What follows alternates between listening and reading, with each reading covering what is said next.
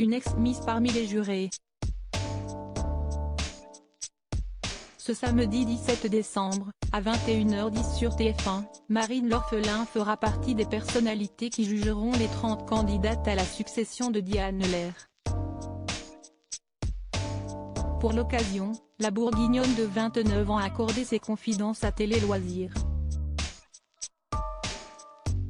Dans son interview, celle qui est désormais médecin revient sur sa gestion de la notoriété, son après-Miss France et le déroulé de ses études, qu'elle a poursuivies après son règne, en 2013. La compagne de Christophe Malmézac décrit notamment les remarques embarrassantes qu'elle a pu recevoir lors de sa formation.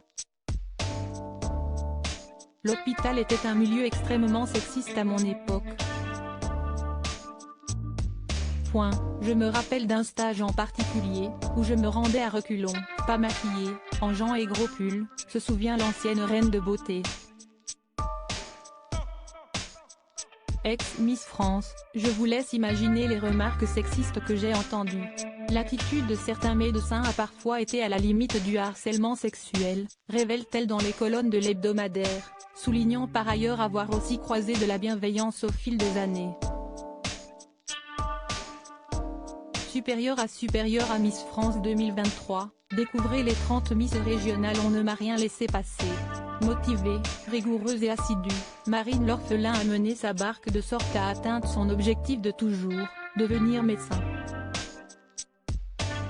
Depuis la Nouvelle-Calédonie, où elle a rejoint son conjoint en 2021, l'amie de Laurie Tillman souhaite désormais se spécialiser en pédiatrie ou en chirurgie. Le chemin pour arriver à ce choix n'a toutefois pas été un long fleuve tranquille.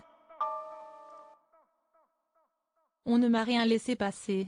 On me demandait même d'en faire 2 fois plus. Ça a pu être difficile à vivre par moments, a-t-elle ainsi rapporté à Télé Loisirs.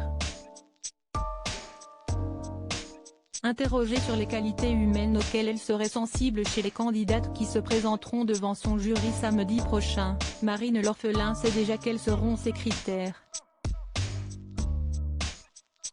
J'attends d'une Miss qu'elle soit bien dans ses baskets, ouverte d'esprit, qu'elle ait des valeurs de respect, de générosité et des convictions écologiques, a-t-elle déclaré, insistant sur le fait que la jeune femme qui sera sacrée devra être un exemple en mesure d'inspirer sa génération. Crédit photo, MPP.